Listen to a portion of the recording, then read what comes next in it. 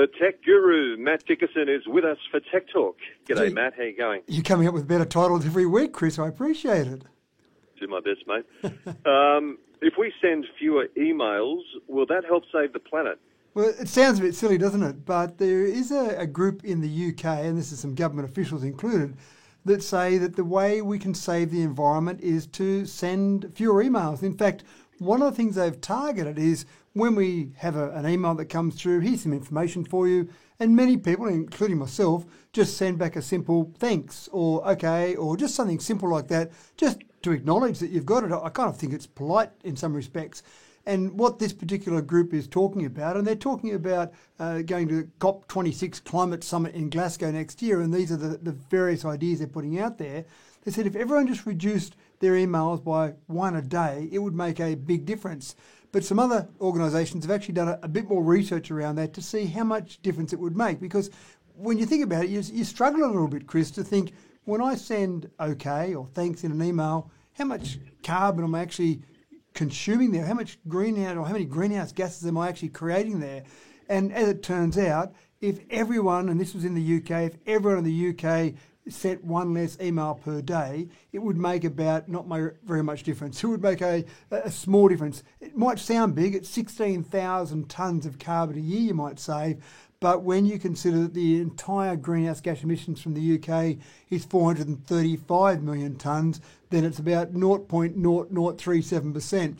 But it is interesting because sometimes people have said to me, Chris, is the whole IT industry green? And the argument on one side is, if you're using things like Zoom, if you're having remote meetings, if you're able to do remote control, remote support, then you're not getting in a car and driving as often. But then you've got these huge data centres, and those data centres are consuming power. I suppose it's the bigger argument for people that are video streaming, that are streaming games, that are playing games online. They're probably using more power than just sending a simple email. I suppose the bottom line is, if you want to send an email and say thanks, then do it to be courteous. If you don't, then don't. Find other ways to save some carbon. Now, this next question is interesting. If I sit on the toilet looking at my phone for too long, could I require surgery? Well, I am guilty, well, not the surgery part, but I'm guilty of sitting on my phone and actually not sitting on my phone, sitting on the toilet and using my phone. And it's a bit scary because there's a Sydney gastroenterologist, and he basically has been doing some operations on younger people that he's a bit surprised about. And when he started doing some research into it, he's actually found that people are sitting on the toilet too long. And what you can end up with is hemorrhoids. And hemorrhoids, if they're bad enough. So when he's doing operations on 20, 25-year-olds that he's expecting to do on people that are maybe in their 60s and 70s, that's cause for alarm. Then when he did a bit more research, he found that people are spending 25, 30, 40, 50 minutes, sometimes an hour sitting on the toilet. And I won't go into the exact processes that causes some problems here, but these can cause hemorrhoids. And again, I said I'm guilty of sitting on the toilet using my phone, not for that length of time, Chris. I try and, if you like, use my time efficiently on the toilet, but I might have to stop that as well. But sometimes my kids, I know I've been sitting in the house going, now where's one of my kids? And I'll yell out and suddenly I'll hear an answer from the toilet, and I'm pretty sure they've been there for half an hour. So if you do spend too long on the toilet, Chris, if that's because you're on your phone, then maybe leave the phone outside the door of the toilet and get in and out and then come out and get on your phone after that.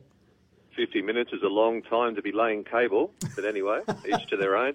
That's right. Tommy, why are some Australian states trying to place additional taxes on electric vehicles? Oh, look, my short answer would be because they're stupid, but that's probably not the correct answer, the politically correct answer.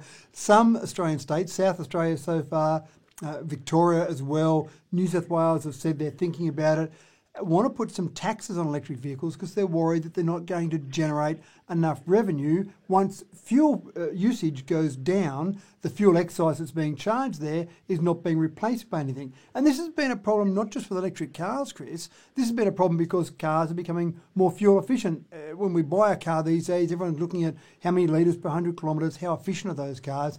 So it's dropping the revenue for the government. There's a couple of myths around this. One is the fact that you've got all this fuel excise money going into the roads. The reality is that all that fuel excise money goes into consolidated revenue. A percentage of it, maybe 30 or 40%, goes into the actual road. So having electric cars replace petrol vehicles is not necessarily going to destroy our road infrastructure because of that. But there's been some real interesting, discussions around this. One of the things is that in most countries around the world, there's some encouragement for electric cars. There are either government revenues or even simple things. I know in Canada, I was talking to someone recently, and they said in Canada, if you've got an electric vehicle, you're allowed to drive in the bus lane. So they're doing things that are subtle and small to try and encourage some electric car usage. And that's resulted in much larger uptake. So Norway, for example, leads the world. 55.9% of all new car sales in Norway last year were electric. When you've got places like Sweden and Netherlands, they're up around, say, 11, 15%. So you've got some places around the world that are going quite well. Even in the US, the gas-guzzling capital of the world, you've got California, who made some separate decisions there, and they've got 7.7% of new car sales in California being electric. China sells more electric cars than our total number of cars sold in Australia. In Australia, we're down at 0.6% of all new car sales. 6,200 new cars were sold last year that were electric. So I don't know the government's missing out on a lot of revenue. And the example that I heard the other day, which was quite clever, was that if a smoker, who generates a fair bit of tax for the government, if a smoker gives up smoking, then because of that tax revenue lost to the government, they better pay a non-smoking tax. And that's kind of what the EV tax feels like. You're not polluting the environment, you're not generating that tax to pollute the environment, so we better tax you some other way. So it's going to be interesting to see how we go, but I would prefer to see encouragement at this stage.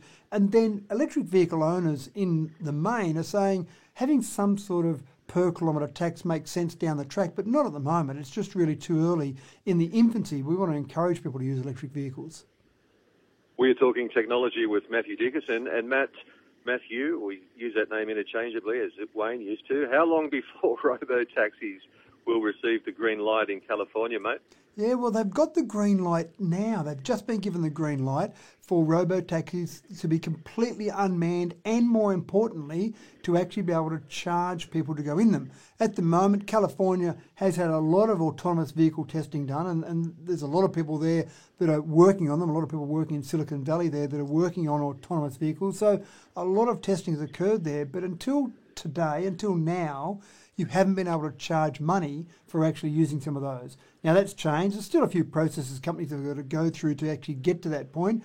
And so probably not next week, but in the next couple of months, we'll see companies out there where you can hail a taxi, you can get in, there'll be no driver behind the wheel. It sounds pretty scary. And you can get in, you can ride that taxi, pay for it at the other end, and that is now legal in California. So it's a pretty big step forward. Again, I think there's still a fair way to go. I drive a vehicle that is an autonomous level vehicle, not fully autonomous, and I still just see it do things that I think, oh, gee, there's still a little way to go yet. So I'm not sure that if I'd be that excited about jumping in a taxi in California yet, but give it 5 years, Chris, I think there'll be a lot of this happening.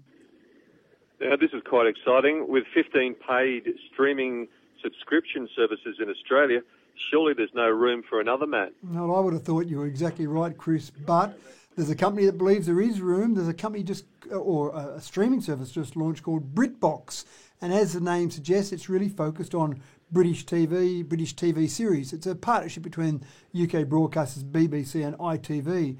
And some of the stuff that we've grown to love over the years, Mr Bean, The Vicar of Dibley, classic British comedies and British drama series, is going to be the focus for this particular streaming service. And I can see this being a real focus for maybe some of the people in our society that are a little bit older, that haven't really gotten onto the streaming service concept yet.